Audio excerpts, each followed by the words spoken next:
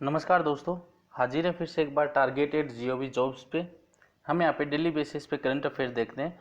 आज हम लेके आए 2 मई के लिए करंट अफेयर। तो शुरू करते हैं। पहला है, when the international labour day is observed. अंतर्राष्ट्रीय श्रमिक दिवस कब मनाया जाता है? अंतर्राष्ट्रीय श्रमिक दिवस कब मनाया जाता है? इंटरनेशनल लेबर डे कब मनाया जाता है? ऑप्शन है 30 अप्रैल, 29 अप्रैल, 1 मई और 2 मई। तो इसका दोस्तों सही उत्तर है, जो अंतर्राष्ट्रीय श्रमिक डे है, इंटरनेशनल लेबर डे है, वो 1 मई को मनाया जाता है। 1 मई को मनाया जाता है दोस्तों। और ये जो डे है, इसको हम वर्कर्स डे भी बोलते हैं, लेबर डे भी बोलते हैं और मे डे भी बोलते हैं।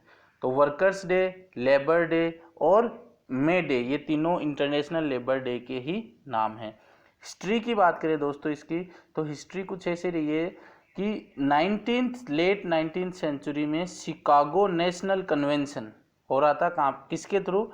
American federation of labour.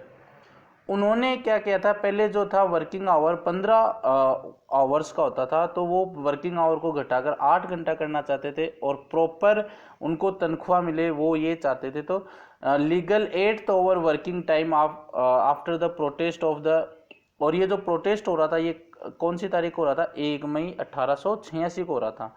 तो 1 मई 1886 को शिकागो नेशनल कन्वेंशन में, जो कि हो रहा था अमेरिका फेडरेशन ऑफ लेबर, क्यों हो रहा था? वो 15 ओवर से घटाकर काम का कितना ओवर करना चाहते थे? 8 ओवर करना चाहते थे, 8 घंटे करना चाहते थे और अच्छी तनख्वाह चाहते थे। तो इसी के थर्ड डे, इसी कन्वेंशन में थर्ड डे क्या हो गया था? बम ब्लास्ट हो गया था, जिसके कारण बम ब्लास्ट हुआ था ये हाई मार्केट स्क्वायर में, जिसमें काफ़ी सारे लोग मारे गए थे। तो उन्हीं की याद में, टू ऑनर द डेट, जो भी मारे गए थे उन्हीं की याद में, international socialist declared 1 May as the international labour day in 1889। तो जो उन्हीं की याद में इंटरनेशनल सोशलिस्ट ने, उन्होंने 1 महीने इंटरनेशनल लेबर डिक्लेयर कर दिया 1889 में। तो ये तो है इंटरनेशनल हिस्ट्री। और इंडिया की बात करें तो जो इंडिया में है, जो 1 मई डे वो डिक्लेयर किया गया था लेबर किसान पार्टी ऑफ हिंदुस्तान LKPH। कहाँ पे? मद्रास में। कब? 1 मई 1923 को। और जो फ्लैग यूज हुआ था वो रेड कलर का फ्लैग यूज हुआ था as a symbol of labour day in India. International labour organisation जो इस डे को सेलिब्रेट करता है, उसका हेडक्वार्टर है जिनेवा स्विट्जरलैंड में। प्रेसिडेंट है गाय राइडर और फाउंडेड हुआ ये 1919 में। तो ये हमने दोस्तों यहाँ पे डिटेल में पूरी हिस्ट्री भी बता दी है, कब मनाया जाता है, क्यों मनाया जाता है। तो यहाँ पे डिटेल में हम सारा करंट अफेयर डिस्कस करते हैं।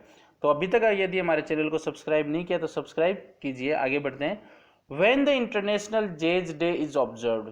इंटरनेशनल जैज डे, जैज क्या है दोस्तों? जैज है एक म्यूजिकल फॉर्म है। तो ये कब मनाया जाता है? 30 अप्रैल, 29 अप्रैल, 28 अप्रैल, 27 अप्रैल। तो इसका दोस्तों सही आंसर है 30 अप्रैल को ये जैज डे मनाया जाता है। और 2011 में, नवंबर 2011 में, जो United Nation educational scientific cultural organisation है यूनेस्को, उसने ये 30 अप्रैल डिक्लेयर किया था कि 30 अप्रैल को इंटरनेशनल जैज डे मनाएंगे। किस लिए? एक तो हाईलाइट जैज डे, जो म्यूजिकल फॉर्म है उसको हाईलाइट करने के लिए, और साथ में जो जैज है ये uniting people from all over the world, पूरे वर्ल्ड को एक तरीके से इकट्ठा करता है, तो उसके लिए ये दिन मनाया जाता है। इंटरनेशनल जैज डे ये जो चेयर्ड और लीड किया जाता है बाय यूनेस्को, डायरेक्टर है इसके ऑडेरी एजोइले, और लीजेंडरी जैज पियानिस्ट और कंपोजर है हैर्बी हैंकॉक, जो कि एक यूनेस्को के एम्बेसडर भी है। किसके लिए? इंटरकल्चरल डायलॉग के लिए। और चेयरमैन है ये है किसके? Harvey Hancock institute of jazz के। तो ये जो चेयर और लीड किया जाता है, मनाया जाता है यूनेस्को के द्वारा भी। और लीजेंडरी जैज पियानिस्ट और कंपोजर हैं, जो कि यूनेस्को के एम्बेसडर हैं इंटरकल्चरल डायलॉग के लिए, और वो चेयरमैन है हार्बी हैनॉक इंस्टीट्यूट ऑफ जैज के। आगे बढ़ते दोस्तों। व्हेन द आयुष्मान भारत दिवस इज ऑब्जर्व्ड। ऑप्शन है 27 अप्रैल, 28 अप्रैल, 29 अप्रैल, 30 अप्रैल। तो आयुष्मान भारत दिवस कब मनाया जाता है? तो दोस्तों इसका सही उत्तर है 30 अप्रैल को आयुष्मान भारत दिवस मनाया जाता है। इस डे का एम है ताकि affordable medical facilities remote areas में भी मिले, और ये बेस्ड किस पे है, socio economic caste census database, जो सामाजिक और अर्थव्यवस्थिक जो जातिगण जनगणना होती है उस पे आधार पे ये बेस्ड है, socio economic caste census database. ये प्रमोट करता है हेल्थ को भी, वेलनेस को भी, और इंश्योरेंस भी प्रोवाइड किया जाता है पुअर पीपल को। दिस डे, ये डे जो है वो नेशनल इम्पोर्टेंस है एक तरीके से, टू मार्क क्यों मनाया जाता है, ये मनाया जाता है आयुष्मान भारत योजना, जिसको हम प्रधानमंत्री जन आरोग्य योजना भी बोलते हैं, तो उसको मार्क करने के लिए ये मतलब उनको याद, उस दिन को याद करने के लिए ये मनाया जाता है। और ये जो ये प्रधानमंत्री जन आरोग्य योजना है, ये श्री नरेंद्र मोदी जी के द्वारा लॉन्च हुई थी 2018 में, जिसके तहत 5 लाख रुपीज़ का बेनिफिट दिया जाता है हर साल गरीब परिवारों को। आगे बढ़ते हैं। A book title the room where it happened a White House memorial authored by, the room where it happened a White House memorial, नाम पुस्तक किसके द्वारा, नामक पुस्तक किसके द्वारा लिखी गई, तो ऑप्शन है जॉन ग्रिप्सन, जॉन क्रीजी, जॉन बोल्टन और विलियम शेक्सपियर। तो विलियम शेक्सपियर तो महान लेखक हो चुके हैं, तो ये तो अभी तो है नहीं, तो ये ऑप्शन तो कैंसिल हो जाएगा।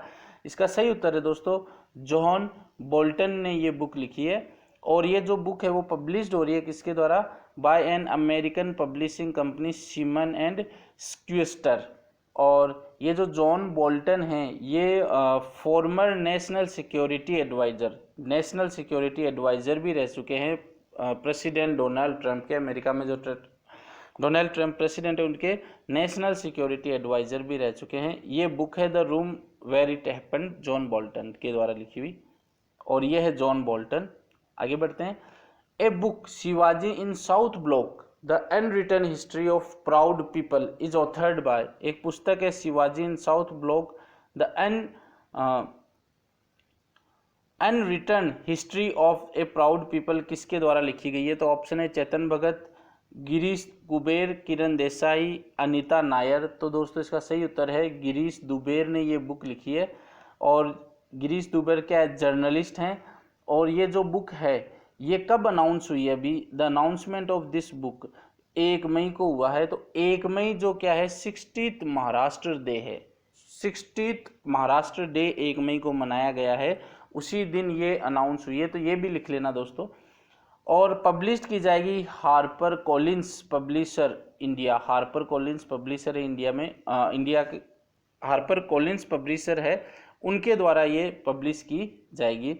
हार्पर कॉलिंस की बात करें तो ये second largest consumer book publisher है अराउंड, जो कि ऑपरेट होता है 17 कंट्रीज में। इंडिया में बात करें तो ये इस्टेब्लिश हुआ था 1992 में। सीईओ है अनंत पद्मनाभन, और सीएफओ और सीओओ है अमित एब्रोल, और हेडक्वार्टर है न्यू दिल्ली में। आगे बढ़ते हैं दोस्तों। ये बुक का कवर पेज है होगा जो कि है Shivaji in South Block the unwritten history of the proud people. आगे बढ़ते हैं। Freedom fighter who passed away at the age of 101, स्वतंत्रता सेनानी जिनका 101 वर्ष की आयु में भी निधन हुआ है, हेमा भराली, मतनगिनी हजारा, कानाकलाता बरुआ, अरुणा असफ अली। तो दोस्तों इसका जो सही उत्तर है वो है हेमा भराली। हेमा भराली का अभी जो है वो देहांत हो गया है, जो कि 101 साल की स्वतंत्रता सेनानी थी। तो फॉर्मर फाइटर पद्मश्री गांधीनियन यानी गांधीवादी Hema Bharali, known as freedom activities social worker थी, Sarvodaya leader passed away, Sarvodaya leader भी थी। वो बीमारी के कारण उनका गुवाहाटी में 101 साल की वर्ष के अंदर उनका निधन हो चुका है।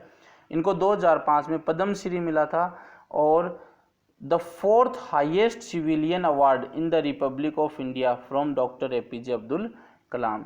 और ये हैं हेमा भराली।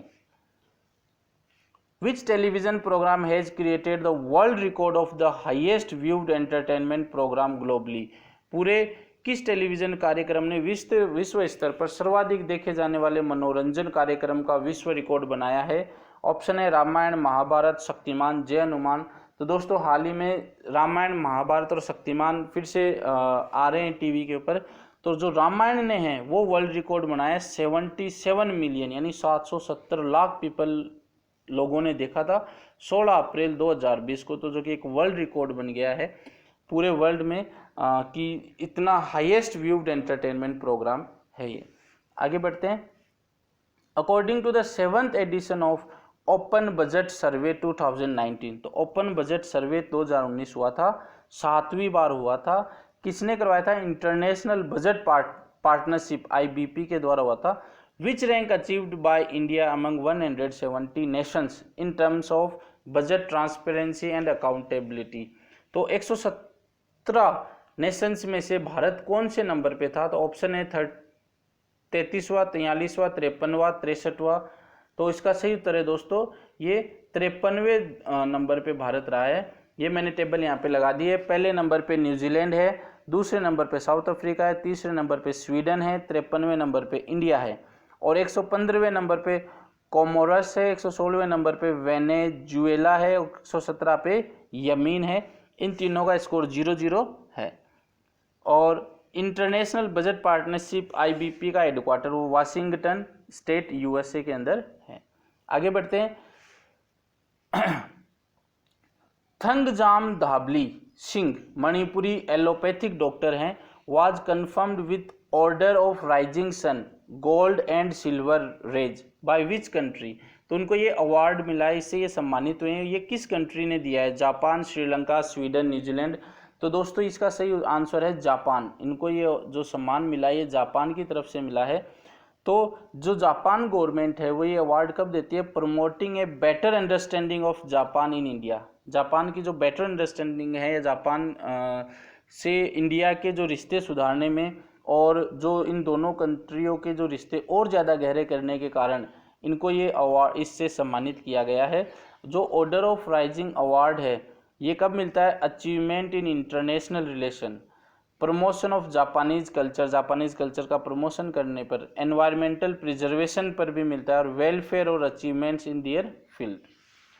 ये अवार्ड 1875 में बाय एम्पीरियर मेइजी द्वारा बना था और अप्रैल 10 1875 में as the first national decoration of Japan. और ये अप्रैल 10 1875 में इसकी स्टार्टिंग हुई थी। आगे बढ़ते हैं। जापान का कैपिटल है टोक्यो, करेंसी है जापानी येन, प्राइम मिनिस्टर है शिंजो आबे। आगे बढ़ते हैं। ये है थंगजाम धाबली सिंह जिनको ये अवार्ड ये इससे सम्मानित किया गया है। TS Tirumurti an Indian foreign service officer of 1985 was appointed as the permanent representative of India to which organization? India की तरफ से रिप्रेजेंट करने के लिए इनको किस ऑर्गेनाइजेशन में अभी अपॉइंट किया गया है? United Nation, SAARC, UNESCO, none of this. तो अभी इनको हाल ही में यूनाइटेड नेशंस के अंदर जो UN है उसमें इनको अपॉइंट किया गया है। और इनको अपॉइंट किया गया यूनाइटेड नेशन में। इन्होंने पीछे किनको छोड़ा है? या अभी जो सैयद अकरूबुद्दीन हैं ये रिटायरमेंट हो गए हैं। तो इनके रिटायरमेंट के बाद में इनको अब जो है TS तिरुमूर्ति को अपॉइंट किया गया है। मिनिस्ट्री ऑफ एक्सटर्नल अफेयर्स की बात करें तो Subrahmanyam Jaishankar external affairs minister है। Minister of state of external affairs है V मुरलीधरन। हेडक्वार्टर है साउथ ब्लॉक न्यू दिल्ली में। और ये जो फोटो है ये TS तिरुमूर्ति जी की है। आगे बढ़ते हैं। A campaign called we will win a special video to pay tribute to health workers and other professionals who ensures the society continuous to function among COVID-19 pandemic is launched by the which organisation? तो एक campaign launch हुआ है we will win, एक श्रद्धांजलि उनको जो भी health worker हैं या अदर प्रोफेशनल्स हैं कि अभी भी कोरोना महामारी के बीच भी जो कार्य है वो जारी है। तो ये कैंपेन किसने जारी किया है? एक वीडियो ट्रिब्यूट है तो ये कैंपेन किसने लगाया है? ऑप्शन है BCCI, FIFA, international hockey federation, none of this. तो वी विल विन ये कैंपेन चलाया है फीफा ने। Federation international de football association Switzerland international governing body ने लॉन्च किया है campaign we will win. India की तरफ से दोस्तों जो फुटबॉलर है भाईचुंग भूटिया, उनको 50 ये लगभग इसमें 50 फुटबॉलर हैं पास्ट के और प्रेजेंट के, उनमें इनको रखा हुआ है भूटिया जी को, जो कि फॉर्मर इंडियन फुटबॉल कैप्टन रह चुके हैं। तो पूछा जा सकता है। तो दोस्तों आज का हमारा वीडियो आपको कैसा लगा हमें कमेंट करके ज़रूर बताइएगा। ज़्यादा से ज़्यादा शेयर कीजिए, सब्सक्राइब कीजिए हमारे चैनल टारगेट@GOV जॉब्स को। धन्यवाद दोस्तों।